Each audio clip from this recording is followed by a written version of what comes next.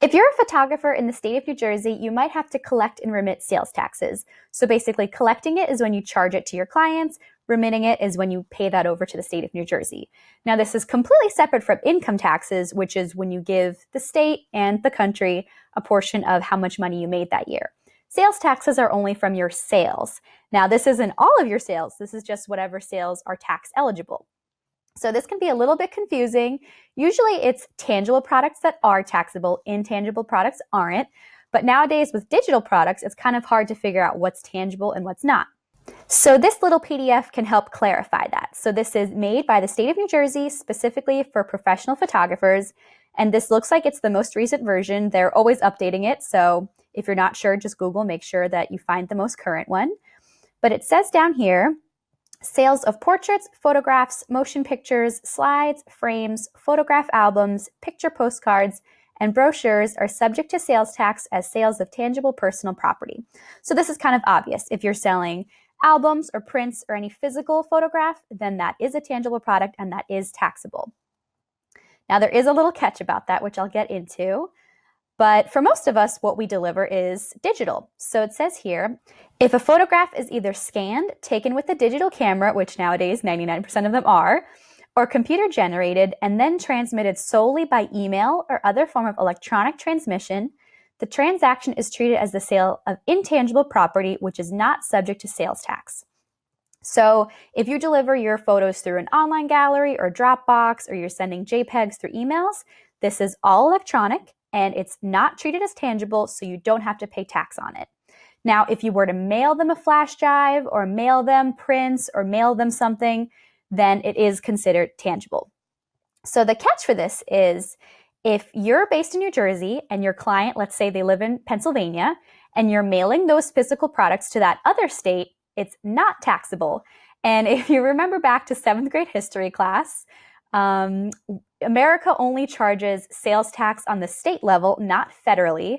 So since it's crossing state lines, it becomes federal, which means that it's not taxable. So that's a nice catch. If they're out of the state, they don't have to pay taxes. If you've determined that you do sell some products that are taxable, you have to let the state of New Jersey know so that they can authorize you to collect sales taxes. So if you don't have an LLC or sole proprietorship yet, when you go to start your business, you would just fill out all that information, say that you are going to be selling items that are taxable. But if you already have your LLC, it's already up and running, you would need to fill out a Reg CL, so REGCL. And I'll put all the links to all of these in the caption. So you would fill out this form. You can do it online or you can mail it in. You would fill out your information, and then down here it says list any new state tax for which this business may be eligible. So you would say photographic services, prints, albums, whatever. So once you have all of that set up, this is how you would pay those payments. So New Jersey requires that you remit the taxes, so that's just paying the taxes you've collected to New Jersey. So they require that you do that quarterly. So this is every 3 months, 4 times a year. So for January, February, March, you would pay it in April, and so on and so forth. So you would just go to this website. Again, you can do it all online. And again, I'll put the link in the description. So first you would type in your taxpayer ID number. So for me, this is my EIN, my employer identification number with 3 zeros at the end. So it has to be, I think it's a 10-digit number. And then you write your official business name. So for me, that would include LLC, and make sure you spell it the same way that you registered your business. And then it'll take you here, and you want to submit this one, New Jersey Sales and Use Tax Quarterly Return. And you want to do the top one, so you're not amending it, you're doing the top one. And then you're going to let it know the month and the year. So this is the last month of that 3-month period. So for the first quarter, it'd be March. For the second quarter, it'd be June. For the third quarter, which we're in now, I would click September and then 2018. And if you do it wrong, it'll bounce back and tell you that it's incorrect. So this is the part that you need to figure out. So New Jersey doesn't know your numbers. They don't know what kind of sales you made. These numbers you would have to get from your bookkeeping program. So, or either you have a bookkeeper or you do your bookkeeping yourself. So I do my own bookkeeping through GoDaddy Bookkeeping. So I would go to the income section, and then I would type in the quarter that I'm concerned about. So let's see. Third quarter is January, March, April, May, June, July, August, September. So July 1st. to the last day of September. And then I'm going to say filter. First, it's going to ask you total gross receipts from all sales to nearest dollar. So if we go back here to see all of the income I made throughout this quarter, so that's this number, but I want to subtract the sales tax because sales tax isn't an actual sale.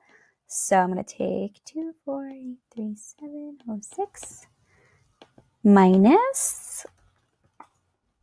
minus the tax that I collected. So that's 43. So this is the number I'm going to enter in the first line.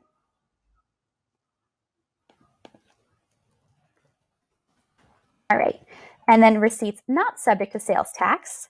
So that's everything except for that album that I sold. So that was $650. So I'm going to take that original number minus $650. 24144. All right. And then these empty boxes are empty because it'll do the math for you. So it just asks you for receipts that are not subject to sales tax, and it'll calculate what is subject to sales tax. And then you want to let it know sales tax collected. So the amount I collected this quarter was $43.06. And use tax, I didn't have any this quarter. Monthly payments previously made is 0, and penalty and interest is 0. So when we click calculate, it'll do all of the rest of the math for us. So hopefully it should match up. Sometimes they're a little bit off because of the rounding. So it's off by like $1. Don't worry about it. That's just because they round to the nearest dollar. But everything looks good. So receipts subject to sales tax matches the same number in my records. So this was taxed. And everything else matches up perfectly. So I'm all good. So that's pretty much it. You would click submit this return, and then it would take you to another page where you could pay with a credit card. I think there might be a small fee if you use a credit card, or I think you can mail in a check. And that's pretty much it. That's the process. You would do this every quarter. So set your reminders in your Google Calendar or however you set yourself reminders. They're not going to remind you. You need to do it on your own. And if you're late, I'm sure there are penalties involved. And another thing to note, even if you didn't sell any albums or prints or didn't sell anything taxable in that quarter, you still have to fill this whole thing out. So it would just be your full number, the full number again, and then the receipts subject to sales tax would just come out to 0. You would submit it and you would pay 0. But you still have to submit the form, so don't forget to do that. If you have any questions, feel free to leave them in the comments, and I'll be sure to copy and paste all of these links so you have them all for yourself. Good luck!